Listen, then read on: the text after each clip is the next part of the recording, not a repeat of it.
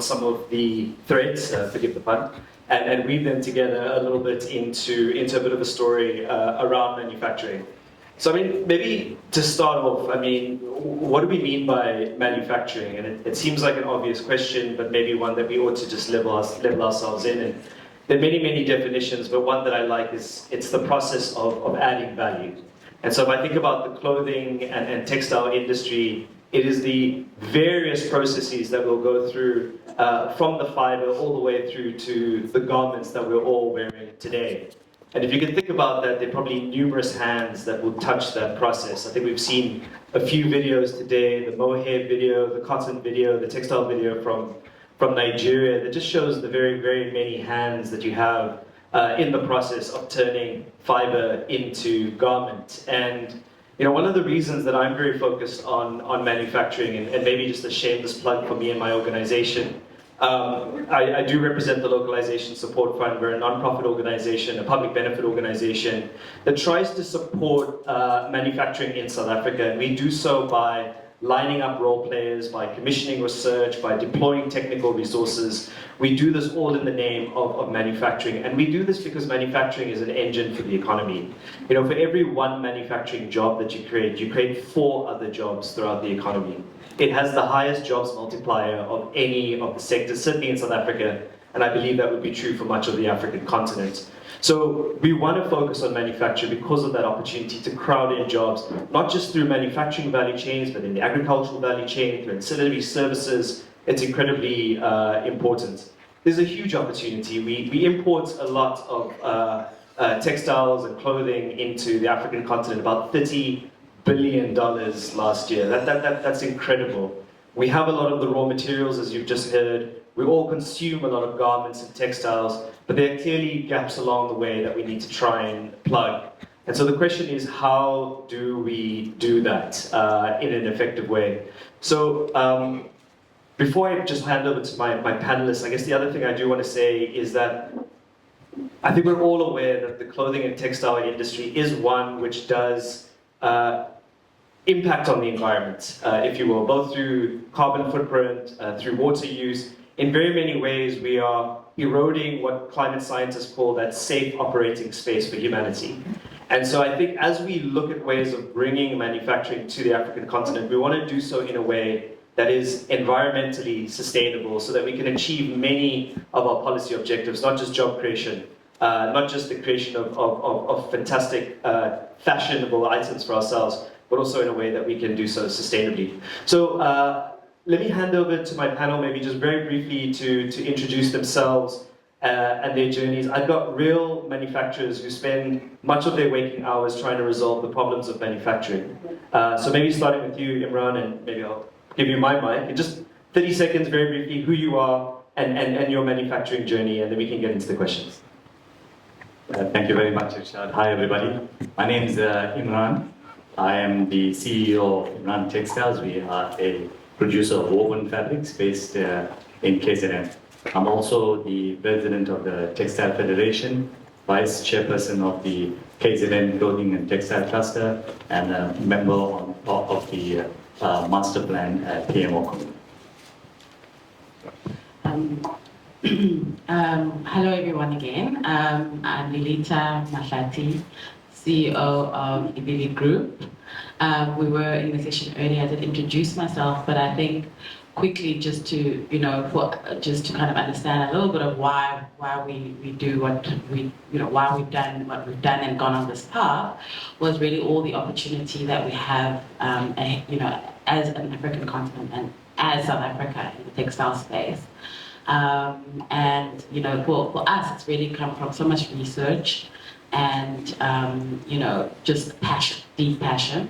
And so manufacturing is difficult, and I think we'll hear different stories here today.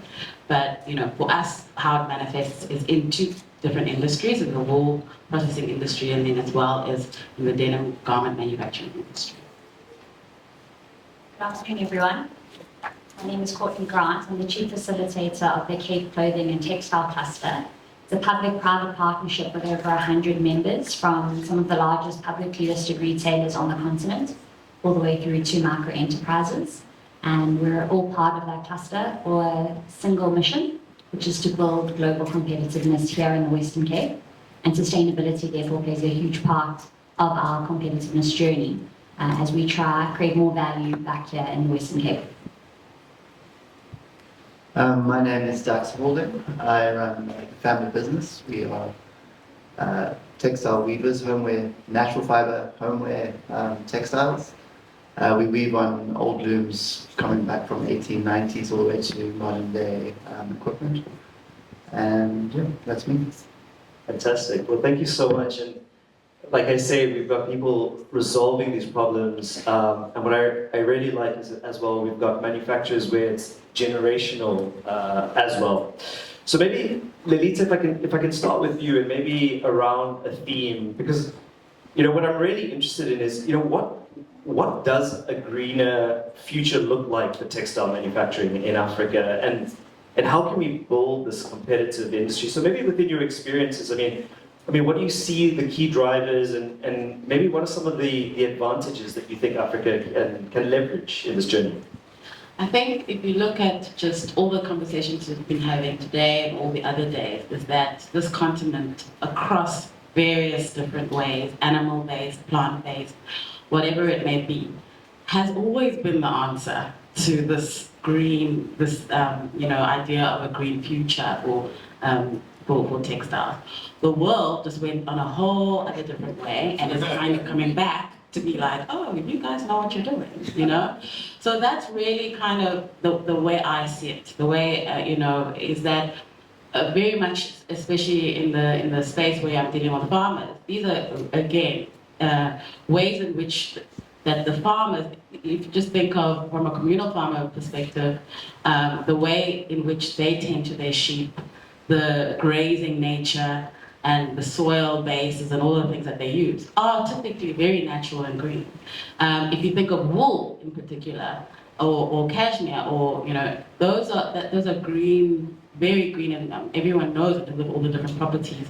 All we have to do is kind of have strong concerted effort behind what we have right in front of us. We need to really, we need to understand the value. If you go around the world, what they want is what we have. But what we've not been able to do is really scale up the production aspect of it and ensure that various players from here all the way to the end are benefiting from it within this country. So for me, textiles, green textiles, it's an easy way to do it.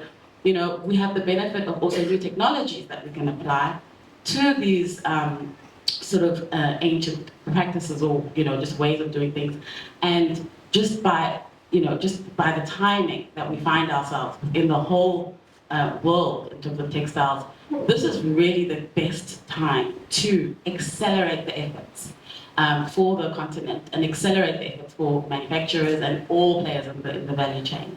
And there's so many ways to do that, and you are looking at different ecosystems here, and each different player in that space has a responsibility to ensure that what they're doing and how they're fitting into it really sort of takes it to another level. So, yeah.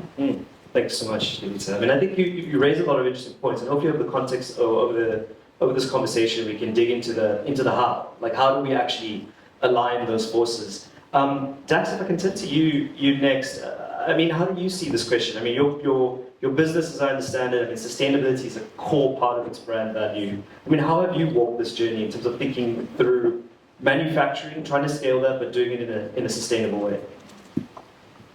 And I can only answer it on a very personal level in terms of what I've inherited, I suppose, as a business from my father, who came from the Industrial Revolution, effectively doing his apprenticeship in the textile mills of Yorkshire at the end of Britain's textile revolution, I suppose. And I guess what Lilitha is saying is true. It's about that history. It's about sort of connecting into what has come to pass already. And there's this challenge between the industrialization of manufacturing and then the small scale. And I think that the natural, the organic, or the sustainable, if you want to call it that, is easier to produce on a small scale, and when it starts to be mass produced or manufactured on a large scale, you start to lose a connection. So somewhere in that whole story is where we've got to find our sort of guiding light, I suppose. And I mean, that's what we do. We sort of bring the soul and the spirit into manufacturing, even though we're a sort of commercial or industrial space. We're a small industrial space, and we're playing this, we're trading this, we've got a foot in two camps in a sense. And I think that's, I mean, it's not an answer, sorry. but it's sort of, it's this personal journey for me and for our company to try and do something a little differently, that isn't corporate or doesn't play in that game. And then there's the challenges of the economy of scale, doing it within an industry that's falling apart effectively, has fallen apart if you want to look at it that way. You know, and maybe the opportunity is to rescue what's left of that, and then create a niche in South Africa that we can build and grow. And I think the organic story is quite an interesting one. In terms of, you've taken away my...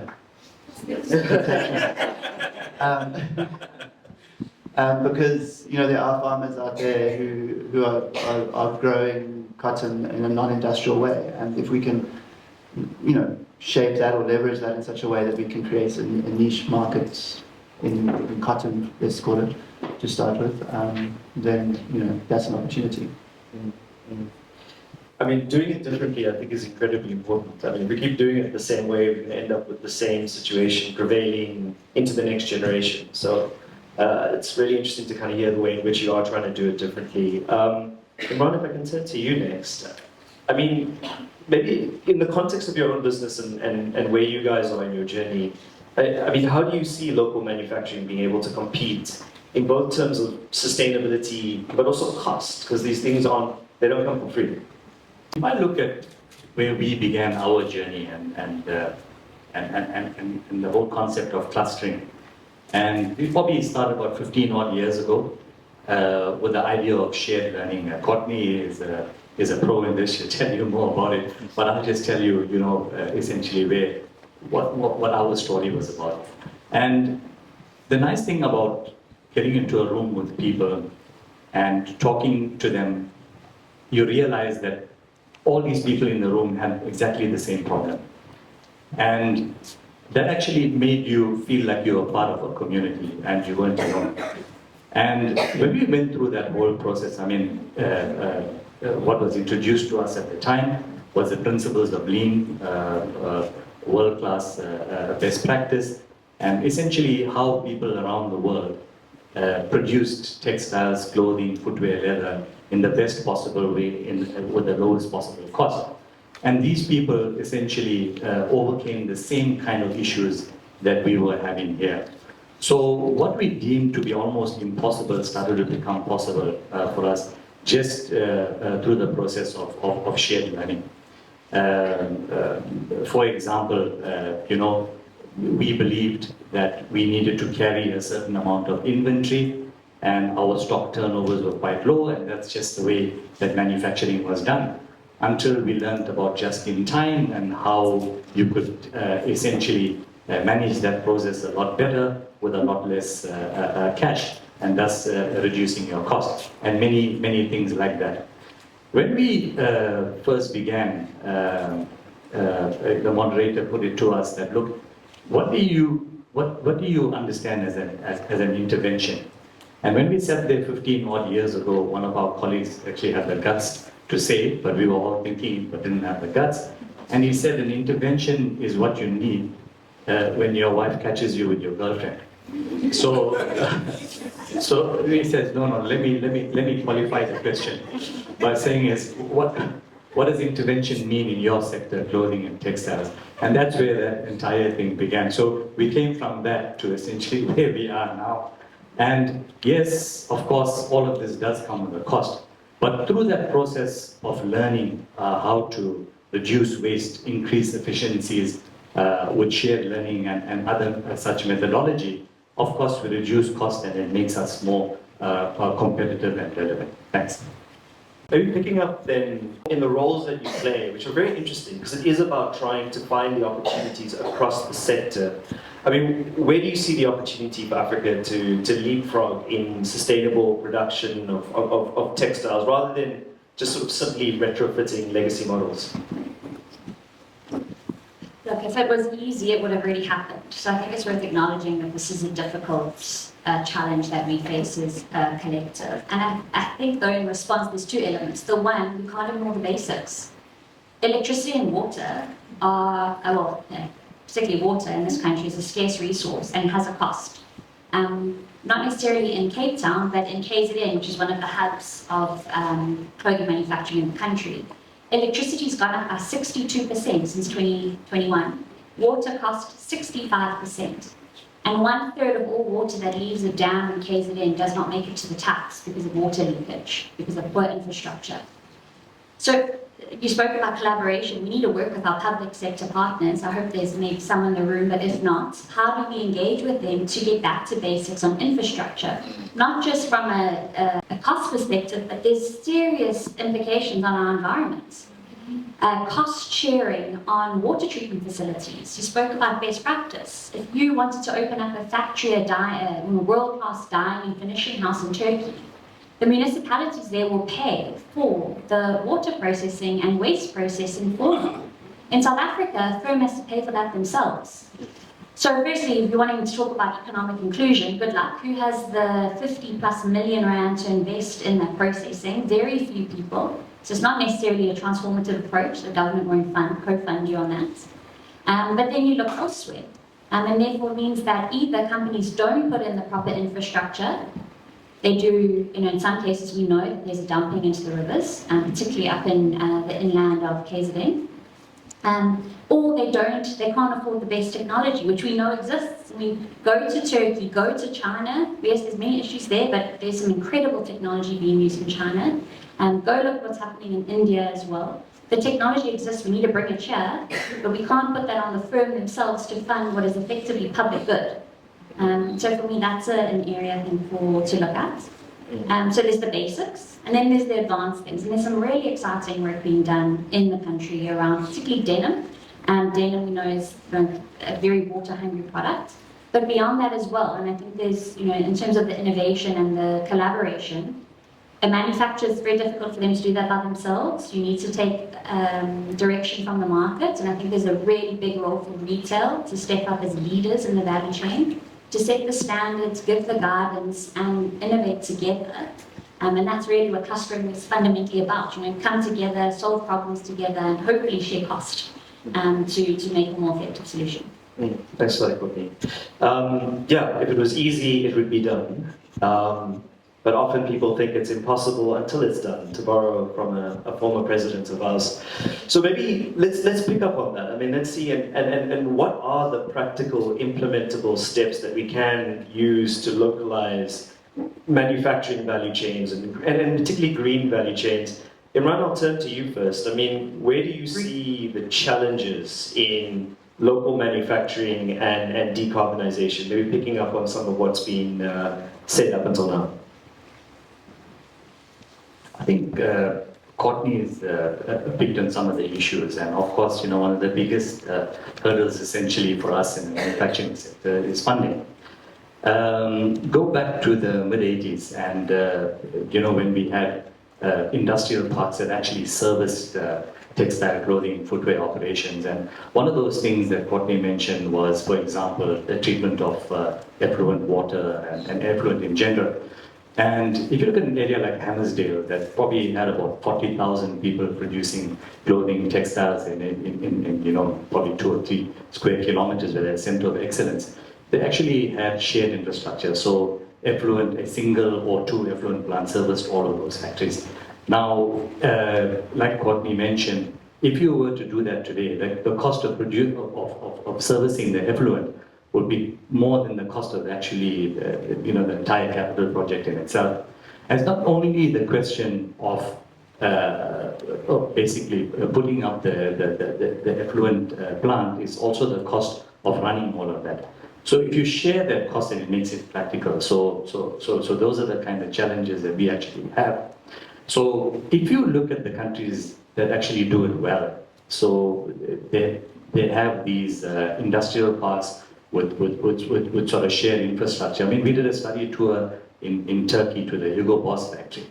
And that's exactly what they had there. And people were working like almost 24 hours in a clothing factory because it was a safe environment. People were provided with transport, they could get home, all of those kind of things. And one of the things we picked up was we said, well, look, we don't see too much of solar technology being used in your industrial park. We thought we picked up on something that, we could sort of point out to them. And they said, well, all of our energy comes from a solar farm next door, So even to that level, So I think, and I'll share another example with you in terms of a challenge when it comes to decarbonization, is if we're serious about the issue of decarbonization in our country, then the funding that comes from the carbon tax should actually go into a ring-fenced area and not be part of the entire fiscus, because then what happens is we can't track what actually happens with that funding. Because if you look at the we were talking to some people in academia that were working on these projects, and they're actually very frustrated.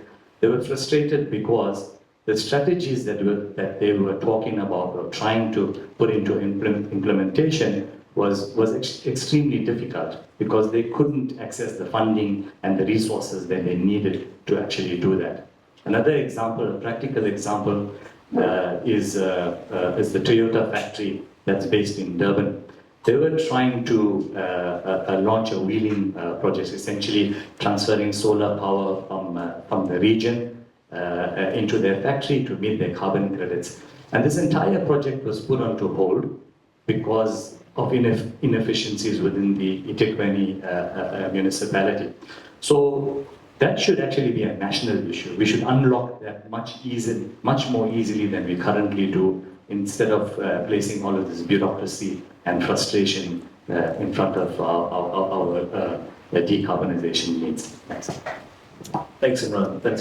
I mean, look, I think this is important. It's important to talk about the challenges and the frustrations, because manufacturing is not easy. It's not easy, but to a point which you raised earlier, Courtney, there's a public good here. The jobs that we create in manufacturing do crowd in jobs throughout the rest of the economy. We want to try and get this right. We're going to reflect on the challenges. But, moving from challenge to opportunity, and if I can come to you, Courtney, and maybe pick on a few things that you're doing, because you're at the coalface in some really interesting projects. You're at the Cape Clothing Cluster, but you're also at the coalface of the Clothing and Textile Footwear Leather Master Plan, which is all about trying to identify the opportunities and to build a strategy around localization.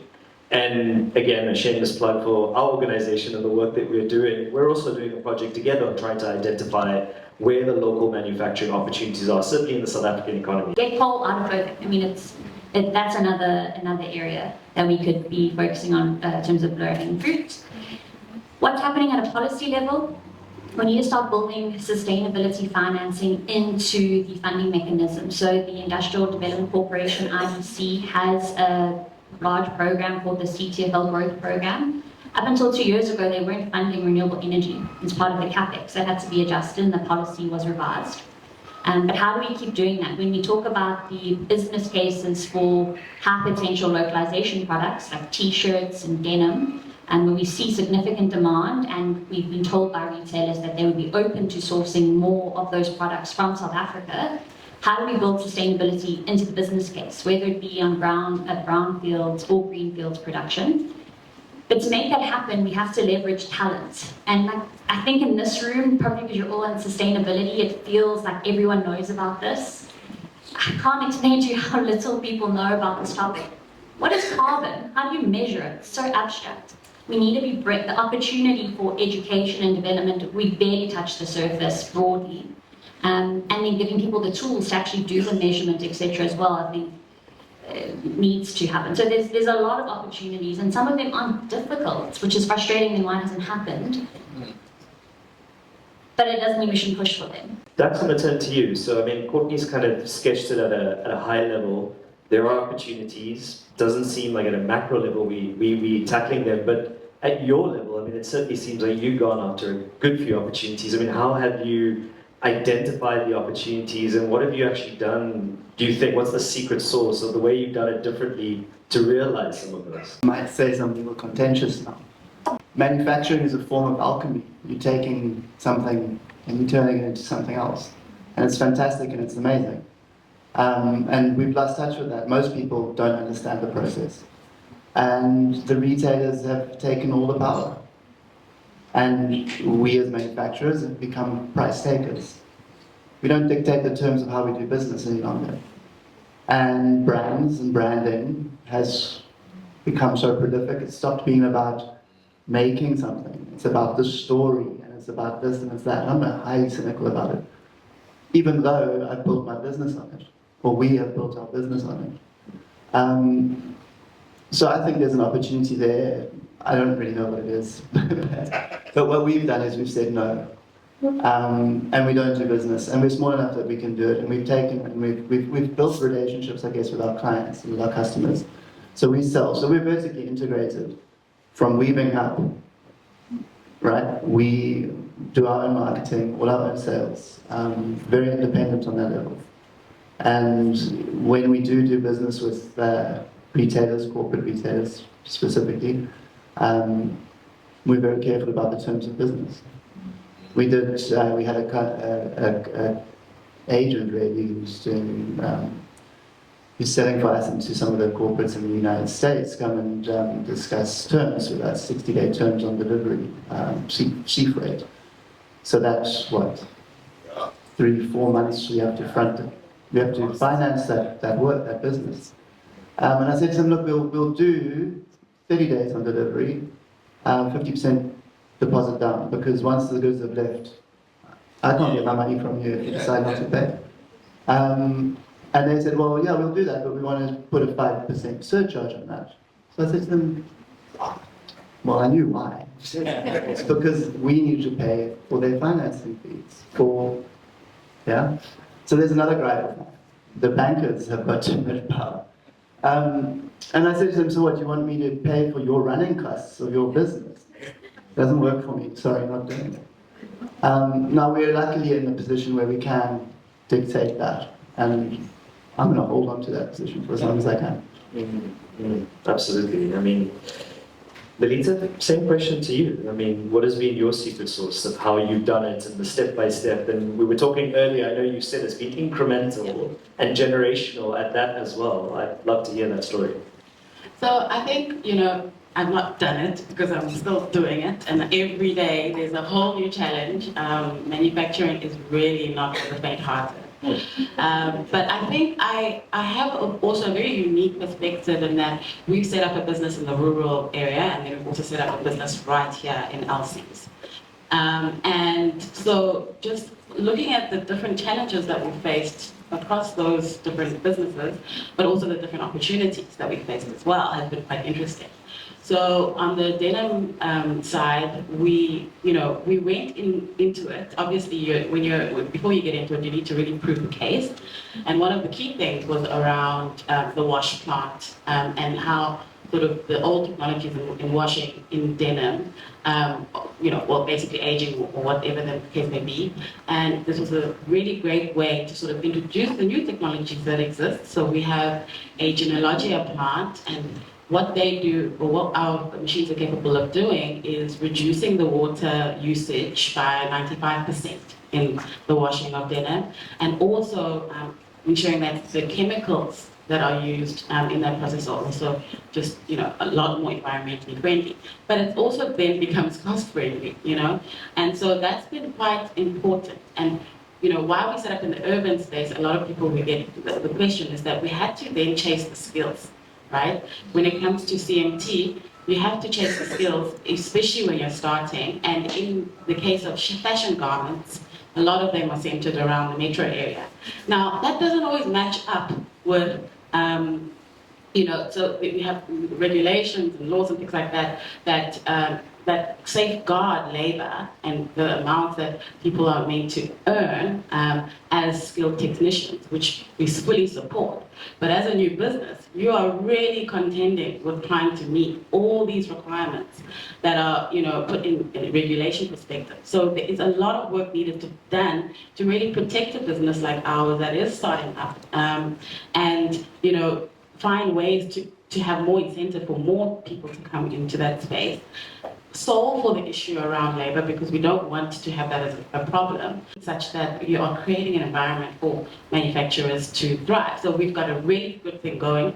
We've also got a very patient client as well, and that really goes a very long way, who want to come in and innovate with you and, let's see what the cost is, how do we work? We've had so much of that as well. It is really a crucial aspect, especially in terms of the large-scale retailers, for them to really understand what you are going through on a day-to-day basis from that perspective.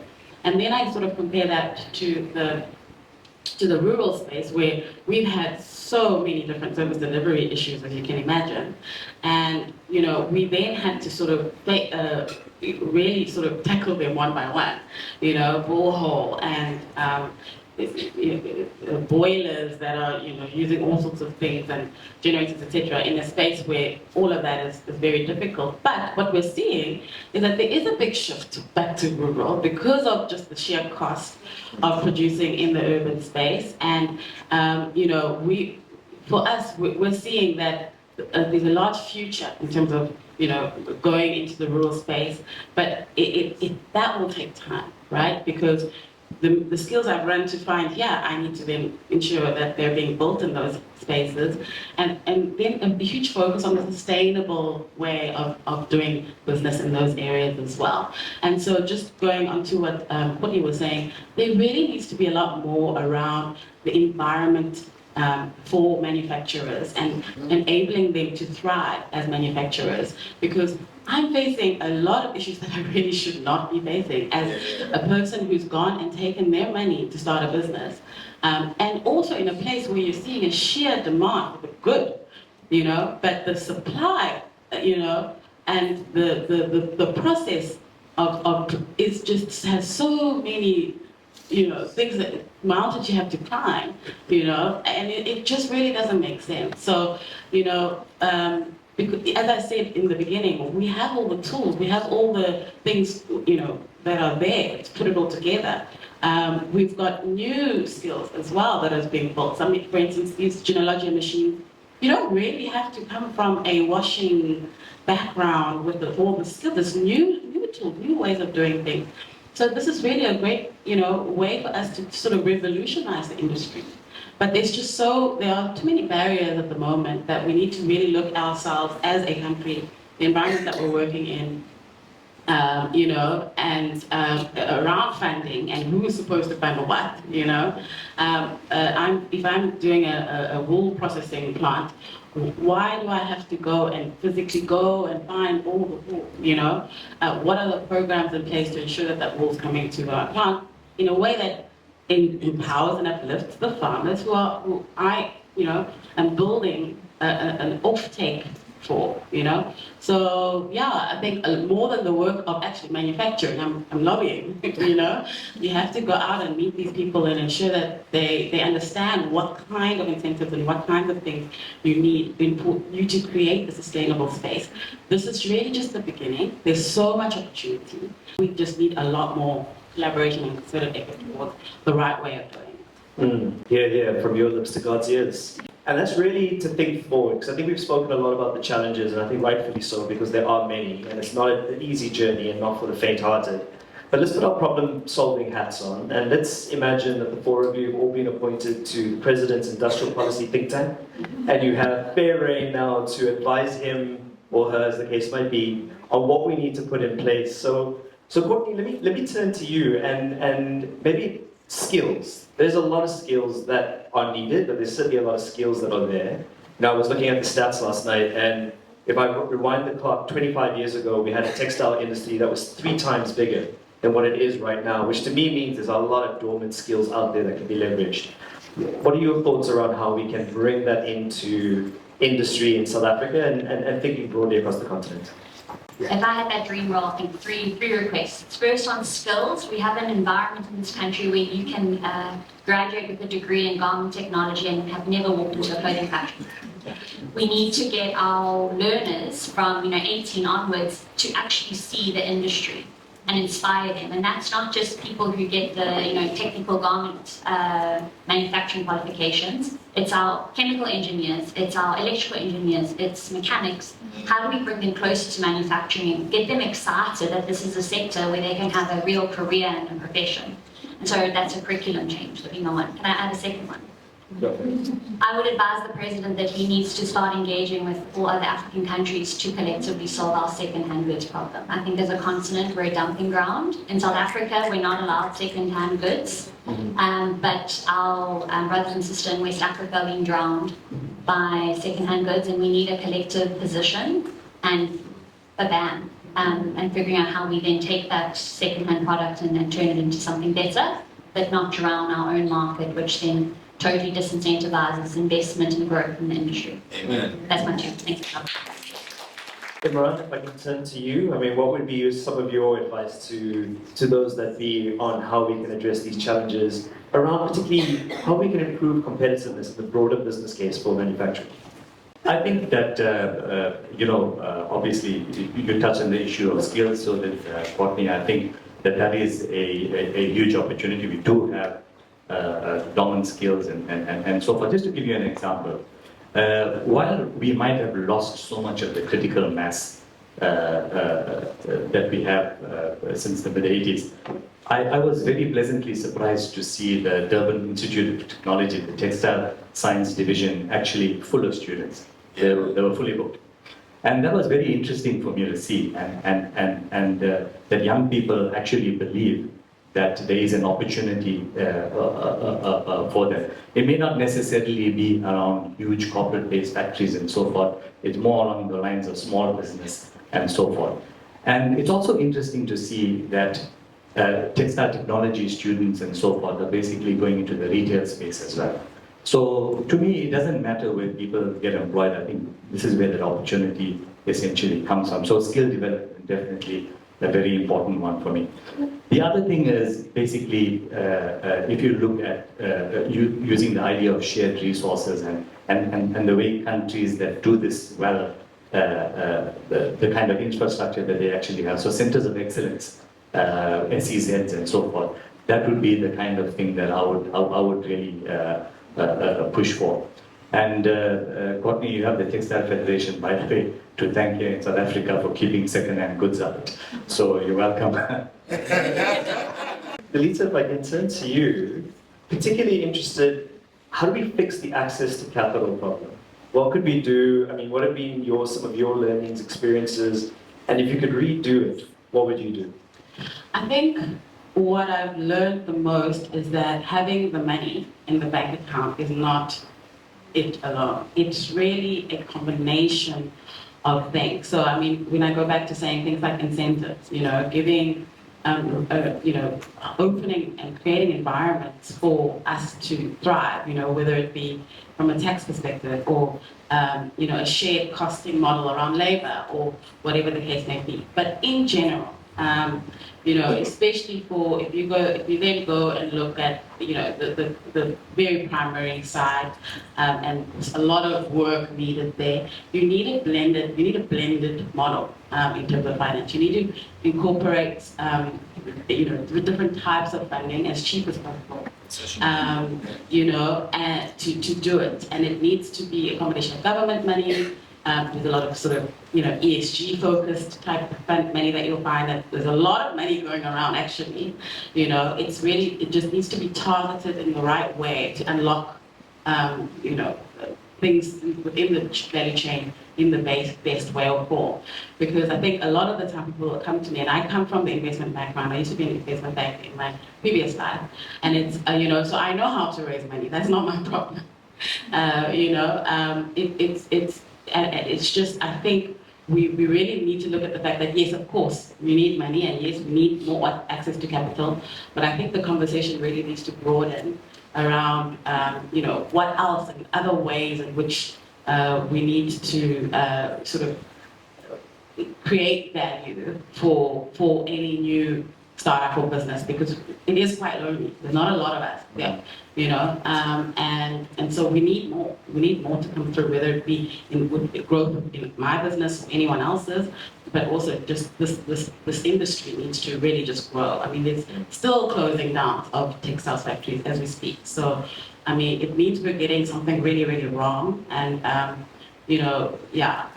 that's just my view, is that it's blended finance. I mean, we're talking about carbon credits now as well. There's so many ways to unlock it.